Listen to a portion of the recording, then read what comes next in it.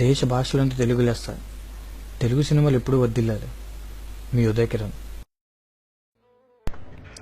ముఖ్య గమనిక, అందరూ అనుకున్నట్లు ఇది ఒక లఘు చిత్రం కాదు, ఒక ప్రయోగాత్మక చిత్రం.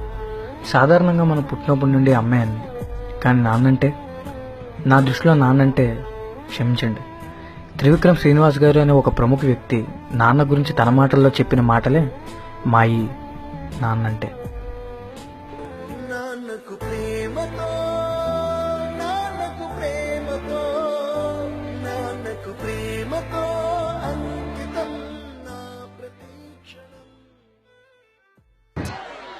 అంటే నా ఫీలింగ్ ఏంటంటే, సామాన్యంగా అందరూ అమ్మ గురించి మాట్లాడతారు. ఇప్పుడు అమ్మ నవమాసాలు మోస్తుంది, కంటుంది, మనని పెంచి పెద్ద చేస్తుంది అని. కానీ మన నాన్న గైలు పెట్టుకునే నడుస్తాం. చిన్నప్పుడు ఒక స్పానిష్ ఆర్ బ్రెజిలియన్లో ఒక సామెత ఉంది, ఏంటంటే పిల్లలకి ఫాదరే సూపర్ హీరో, వాళ్ళ ఫాదర్ సూపర్ మ్యాన్ అనుకుంటారు. ఏమైనా చేయగలడు మా నాన్న ప్రపంచంలో సాధించలేదంటే ఏం లేదనుకుంటారు. వాడు స్కూల్కి వెళ్ళి వాడికి ఒక 10 ఏళ్ళు అంత వచ్చిన తర్వాత ఇంకా వేరే వాళ్ళు, ఇంకా డబ్బున్న వాళ్ళ ఫాదర్లని, లేదా ఇంకా బాగా పెద్ద పెద్ద కార్లు ఉన్న వాళ్ళని వీళ్ళని చూసిన తర్వాత మా నాన్న అంత గొప్పడు కాదేమో, మా నాన్నకంటే గొప్పలు కూడా ఇంకా చాలా మంది ఉన్నారేమో అనిపిస్తుంది. అదే ఒక 15 ఏళ్ళు దాటి 18 ఏళ్ళు అవి వస్తున్నప్పుడు, నాన్న సిగరెట్ కాల్చొద్దురా, లేదా బాగా చదువుకోరా, రాత్రిపూట ఇల్లుకి ఇంటికి రారా, ఇలాంటివన్నీ చెప్పినప్పుడు మా నాన్న ఏంటి బాగా నసదొబ్బుతున్నాడు, చేదస్తాం అనుకుంటాను, మా నాన్నకి సరిగ్గా తెలియదు అనుకుంటా బతకటం, అందుకని ఇలా అయిపోయాడు అనుకుంటాడు. వీడికి ఒక 20 ఏళ్ళు 25 ఏళ్ళు వచ్చి ఒక అమ్మాయిని పెళ్లి చేసుకున్న తర్వాత ఒక ఫ్లాట్ రెంట్కి తీసుకోవటం, ఉద్యోగం చేయటం, నెలాఖరికి వచ్చేసరికి అప్పులు చేయాల్సి రావటం, బిల్స్ కట్టాల్సి రావటం, ఇలాంటప్పుడు నాన్న మనం మరీ అనుకున్నంత వేస్ట్ ఏం కాదనుకుంటే బాగానే మేనేజ్ చేసినట్టున్నాడు 4 పిల్లలు. కానీ మనకి దీనమ్మ ఇంకా ఒక్కడిని కూడా కనకుండానే ఇంత కష్టంగా ఉంది మనకి అనిపిస్తుంది. ఆ తర్వాత ఒక 35-40 దాటిన తర్వాత పిల్లలు కొంచెం పెద్దవాళ్ళు అవుతుంటే స్కూల్ ఫీజులు, ఆ తర్వాత వాళ్ళకి ఏదైనా ఒంట్లో బాగున్నప్పుడు రాత్రిపూట హాస్పిటల్కి పరిగెత్తటాలు, ఏదైనా కష్టం వస్తే డబ్బుల కోసం ఎత్తుక్కోవటాలు, ఇలాంటప్పుడు నాన్న గుర్తుంచి కళ్ళల్లో నీళ్లు వస్తాయి. ఈ బాబు ఇన్ని కష్టాలు పడి మన అందరినీ పెంచి ఇక్కడ దాకా తీసుకొచ్చాడని. కానీ మనం అది చెప్పేసరికి చాలా మంది నాన్నలు ఉండరు, చచ్చిపోతారు. అందుకని నా ఉద్దేశం ఏంటంటే, నాన్న బతికుండగానే మనందరం థ్యాంక్స్ చెప్దాం.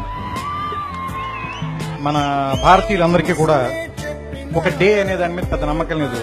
ప్రేమని ఫిబ్రవరి 14 మాత్రమే ప్రేమించి ఆ తర్వాత ఆడపిల్లని చంపేద్దాం, వాళ్ళ మీద యాసిడ్ పూసేద్దాం, అలా కాకుండా జీవితాంతం ఆడపిల్లని ప్రేమిద్దాం, తప్పేం లేదు. అలాగే అమ్మను కూడా సంవత్సరం ఒక రోజు ప్రేమించి మిగతా అన్ని రోజులు కంసాలే వీసిరేసి తిట్టటాలవి కాకుండా అమ్మని జీవితాంతం ప్రేమిద్దాం. అలాగే నాన్నను కూడా ప్రపంచంలో సంవత్సరంలో 365 రోజులు ఒక రోజు కాకుండా 365 రోజులు గుర్తు తెచ్చుకుందాం. అంటే నా ఉద్దేశం, it's an vote to father. ఎందుకంటే ఫాదర్స్ సరిగ్గా గుర్తింపు లేకుండా మిగిలిపోయిన ఒక పాత్ర అనిపిస్తుంది నాకు, కావ్యాల్లో కానీ, నాటకాల్లో కానీ, సినిమాల్లో కానీ. అంటే అమ్మని డ్రమటైజ్ చేసినంతగా మనం ఫాదర్ని ప్రపంచం ముందుకు ఎక్కువ చూపించలేకపోయామా అని అనిపిస్తుంది. కానీ ఫాదర్ నుంచే కదా మనం వారసత్వం కూడా తీసుకుంటాం. ఫాదర్ ఇచ్చే డబ్బులు కాదు, ఫాదర్ ఇచ్చే పేరుని తీసుకుని ముందుకెళ్తాం. ఫలానా వాళ్ళ అబ్బాయి ఇతను, ఫలానా వాళ్ళ మనవడు ఇతను, లేదా ఫలానా ఫ్యామిలీ నుంచి వచ్చాడు ఇతను. సో అంటే ఫాదర్ దగ్గర నుంచి మనం ఇన్ని తీసుకున్నప్పుడు, ఫాదర్ దగ్గర నుంచి మనం సంస్కారం తీసుకున్నప్పుడు, ఫాదర్కి తిరిగి మనం ఏమి ఇవ్వగలం? కృతజ్ఞత. ఫాదర్ కృతజ్ఞత కోరి మనం పెంచడు కదా, మరి ఏమిద్దాం? ఒక జ్ఞాపకంగా గుర్తుపెట్టుకున్నాం, మర్చిపోతాం. చిన్నప్పుడు ఆయన భుజాల మీదే నుంచుని ప్రపంచాన్ని చూస్తాం, ఆయన వేలు పట్టుకుని నడక నేర్చుకుంటాం, ఆయన ఒళ్ళో కూర్చుని చదవటం నేర్చుకుంటాం, ఆయన ఒళ్ళో కూర్చుని ప్రపంచాన్ని చూడటం నేర్చుకుంటాం. ఆయనతో పాటే ఆయన స్కూటర్ డ్రైవ్ చేస్తుంటే ఆయన ముందు నుంచుంటాం, ప్రపంచం మొత్తం మనమే గెలుస్తున్నాం అనుకుంటాం. ఆయన వెళ్ళిపోయిన తర్వాత ఒంటరిగా ఉన్నామని ఇప్పుడు అనుకోద్దు. మన వెనకాల కనపడిన ఒక నీడలాగా నాన్న ఇప్పుడు మనతోనే ఉంటాడు. ఇది చెప్పడం ఈ సినిమాలో నా ఉద్దేశం.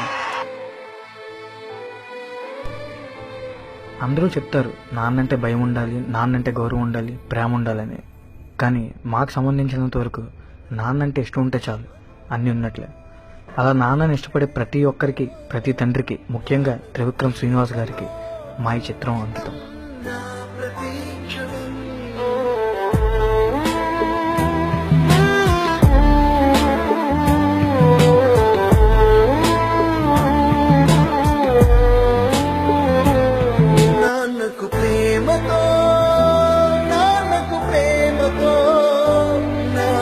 ప్రేమతో అంకితం క్షణం